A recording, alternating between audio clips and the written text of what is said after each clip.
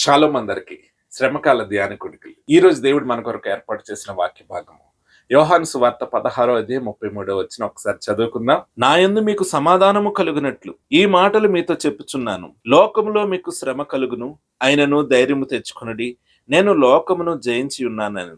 ప్రియమైన వార్లారా, ఇక్కడ యేసుక్రీస్తు అప్పగింపబడక ముందు ఆ రాత్రి తన శిష్యులతో చెప్తున్న మాట, ప్రియమైన వార్లారా, ఈ మాట అప్పుడు తన శిష్యులకి చెప్పాడు. తర్వాత దేవుని అనుసరించి ప్రతి ఒక్కరికి చెప్తున్న మాట ఏమిటంటే, లోకమందు మీకు శ్రమలు సంభవిస్తాయి. ప్రియమైన వార్లారా, చాలా సార్లు అనుకుంటూ ఉంటాం ఏంటంటే, మనము గొప్ప దేవుడిని ఆరాధిస్తున్నాం, ఈ భూమిని సృజించిన వాడిని ఆరాధిస్తున్నాం.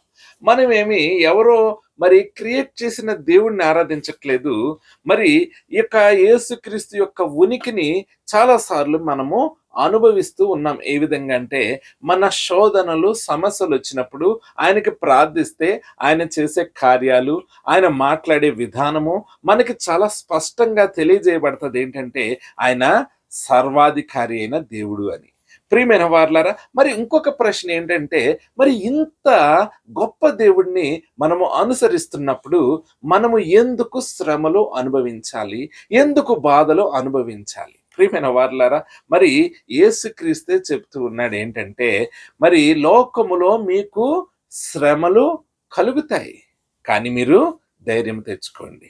యేసుక్రీస్తు ఎక్కడ చెప్పట్లేదు నన్ను అనుసరించిన వారికి ఏ యొక్క శ్రమ రాదు ఈ లోకంలో అని. ప్రియమైన వార్లారా, ఎందుకంటే మరి దేవుడు సత్యమై ఉన్నాడు, ఈ లోకము అసత్యముతో నిండిపోయింది.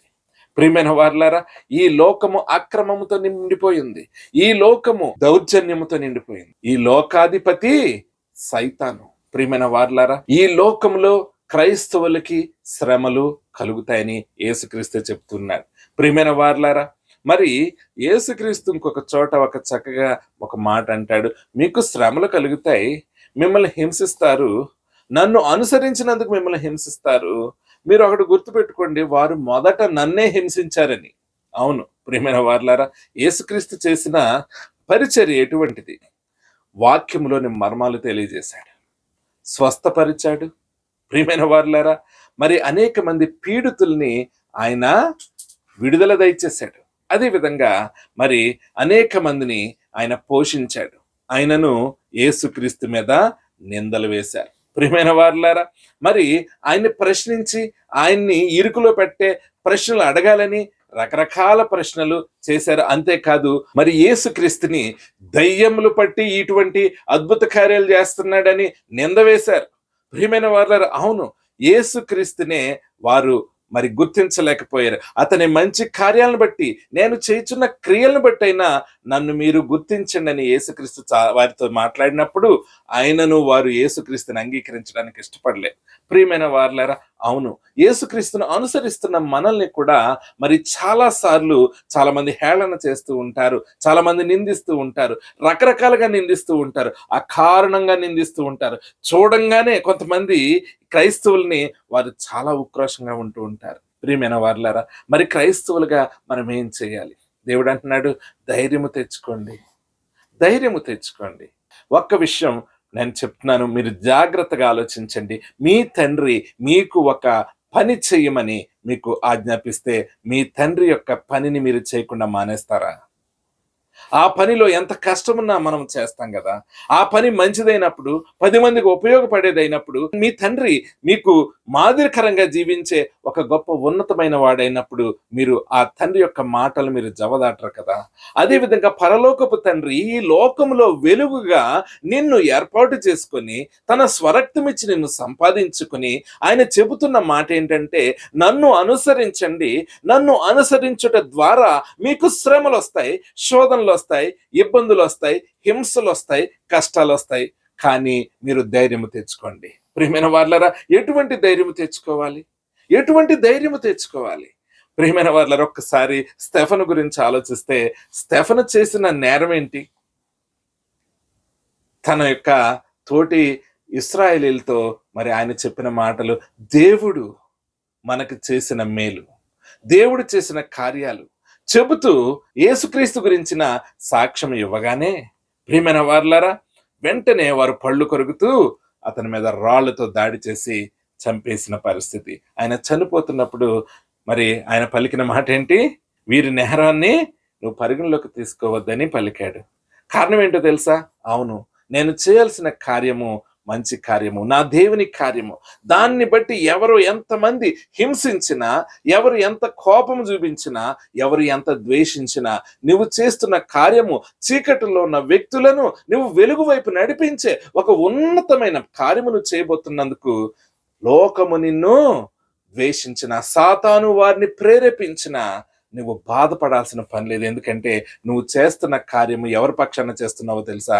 నీ దేవుని పక్షాన చేస్తున్నావు. అందుకని అంటున్నాడు, నువ్వు ధైర్యము తెచ్చుకో, నేను లోకాన్ని జయించాను. అవును, స్టెఫను లోకాన్ని జయించిన యేసుక్రీస్తుని బట్టి ధైర్యంగా పరిచర్య చేయగలిగాడు, అక్కడ సువార్త చెప్పగలిగాడు. నీవు మరి ధైర్యము తెచ్చుకొని నీ యొక్క దేవుని బట్టి ఆయన క్రియలు చేయగలుగుతున్నావా? అటువంటి క్రైస్తవ ప్రవర్తన నీలో ఉందా? అటువంటి క్రైస్తవ జీవితం నువ్వు జీవిస్తున్నావా? ప్రియమైన వారలారా, చాలా సార్లు అధికారులు ఉన్నారని, లేకపోతే మరి దేవుని యొక్క వాక్య ప్రకారం జీవిస్తే ఇబ్బందులు ఎదురవుతాయని చాలా సార్లు దేవుని వాక్యాన్ని మనం పక్కన పెడుతూ ఉంటాం. ప్రియమైన వారలారా, దేవుడు అంటున్నాడు, నేను లోకాన్ని జయించాను, సాతాన్ని జయించాను, పాపాన్ని అధిగమించాను, నేను మరణాన్ని జయించిన వాడిని, నేను ఈ సర్వ సృష్టికర్తను, నువ్వు నన్ను బట్టి ధైర్యము తెచ్చుకో అంటే మనము చిన్న చిన్న శోధనలకి, శ్రమలకు విలవిల్లాడిపోతూ వెంటనే దేవుని యొక్క మాదిరికరమైన జీవితాన్ని పక్కన పెట్టి ఈ లోకానుసారమైన జీవితాన్ని మనం అనుసరిస్తాం. ఒక్కసారి ఆలోచించాలి. ఎందుకంటే దేవుడు అంటున్నాడు, ధైర్యం తెచ్చుకో. ప్రియమైన వారలారా, మనం చేసే చిన్న చిన్న పాపాలకి నిజంగా ఎవరో మన ప్రాణాన్ని తీసేయరు. చాలాసార్లు నువ్వు అబద్ధం చెప్తావు, నిజం చెప్పినంత మాత్రం నువ్వు కోల్పోయేది ఏముండదు. కానీ నీ యొక్క అహం దెబ్బ తినేద్దని, అందరి ముందు నువ్వు తలదించుకోవాల్సి వస్తుందని చిన్న చిన్న విషయాలకు కూడా అబద్ధాలు ఆడుతూ ఉంటాం. ప్రియమైన వారలారా, అటువంటి పరిస్థితి నుంచి నువ్వు బయటికి రావాలి.